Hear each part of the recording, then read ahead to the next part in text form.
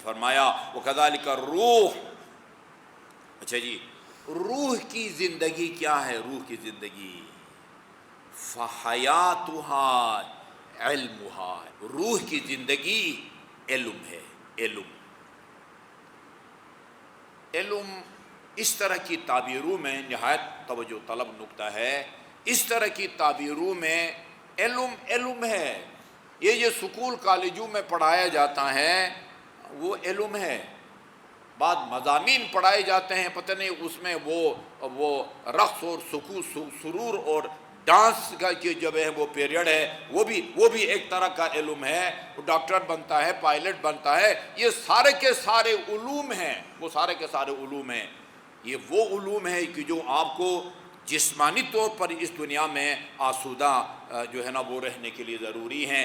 इस तरह की ताबीरों में इल्म से मुराद दीन का इल्म है। और इमाम मूसा काज़िम अलैहिस्सलातु वस्सलाम ने ये दीनी इल्म के 4 हिस्से बनाए हैं। याद रखिए, फरमाया इन उलूमन्नास से अरबा, 4 किस्म के उलूम एक मुसलमान को खुसूसन इस्नाशरी को हासिल करना चाहिए। नंबर 1 अन तारिफा रब्बक, ये वाला इल्म है। वो फिज़िक्स या केमिस्ट्री मुराद नहीं है। वो इल्म भी पसंदीदा है, वो इल्म भी वाजिब किफ़ाई है। जिस तरह मर जाए कोई तो उसको गुस्ल कफन दे के सुपुर्द खाक करना वाजिब किफ़ाई है, इसी तरह डॉक्टर बनना भी वाजिब किफ़ाई है, दर्जी बनना भी वाजिब किफ़ाई है, ड्राइवर बनना भी वाजिब किफ़ाई है। हर वो इल्म जो इंसानी ज़िंदगी के लिए ज़रूरी है उसका सीखना वाजिब किफ़ाई है। सब तर्क करेंगे तो सब गुनाहगार होंगे, चंद एक उसको हासिल करेंगे, बाकियों पर वाजिब नहीं रहेगा। उसको वाजिब किफ़ाई कहा जाता है। वाजिब किफ़ाई हैं ज़रूर हैं, लेकिन इन रिवायात में मुराद इल्म दीन है। अंतारिफा रब्बका, सबसे पहले अपने रब को पहचानो। दूसरा ये है कि अपने रब को पहचानो, और दूसरी चीज़ ये है कि ये तुम्हें मालूम होना चाहिए कि मा तलब मिन का, खुदा ने तुमसे मांगा क्या है।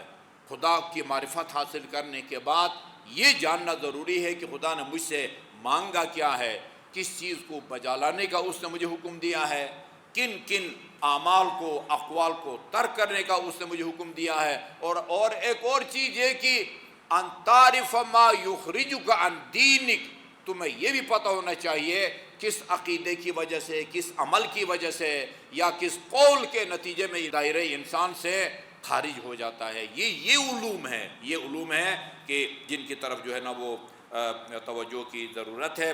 वो इल्म जो है वो रूह की ज़िंदगी है, और वह मौतुहा जहलुहा, जाहिल आदमी जो अपनी दीन से बेखबर है, वो जिस्मानी तौर पर तो जिंदा है, दौड़ता है, खाता है, पीता है, वॉक भी करता है, लेकिन अपने दीन के बारे में ये तो फिर मेरा मुशाहदा है, कभी बिल मुशाफहा, कभी टेलीफोन पर वो बड़े बड़े ऑफिसर सवालात करते हैं। पता चलता है कि दीनी जो मालूमात हैं वो प्राइमरी लेवल के भी नहीं हैं, प्राइमरी लेवल के भी नहीं हैं।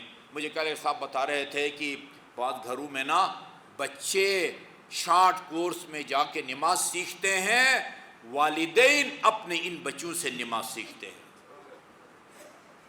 ये सूरत हाल है।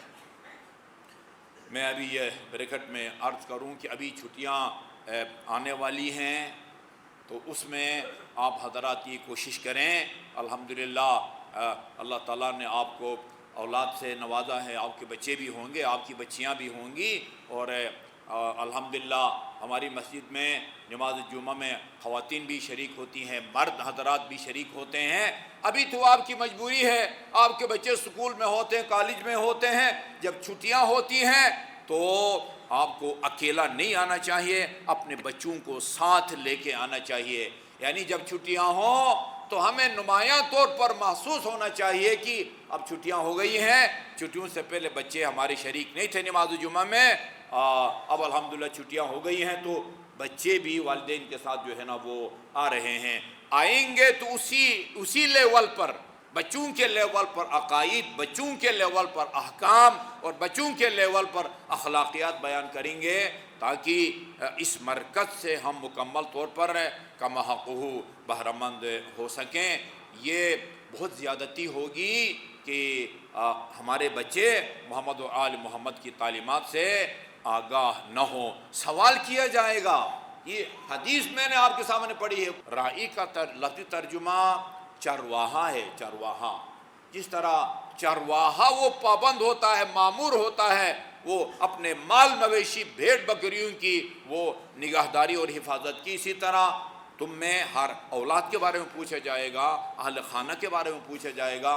اگر صحیح تربیت کی ہے امام زین العابدین کے فرمان کے مطابق ثواب ملے گا، اور اگر تربیت میں کوتاہی کی ہے، عقاب، لفظ عقاب استعمال کیا ہے زین العابدین علیہ السلام نے، یا ثواب کمائیں اور اپنے بچوں کو دین سے آگاہ کریں، تو روح کی جو زندگی ہے وہ اس کا علم ہے، وہ موتھا جہلھا، روح کی جو موت ہے وہ اس کی جہالت ہے، خصوصاً دین سے جہالت، اور وہ مرضھا شکھا، یہ جسم کی بیماری ہوتی ہے، روح کی بیماری کیا ہے؟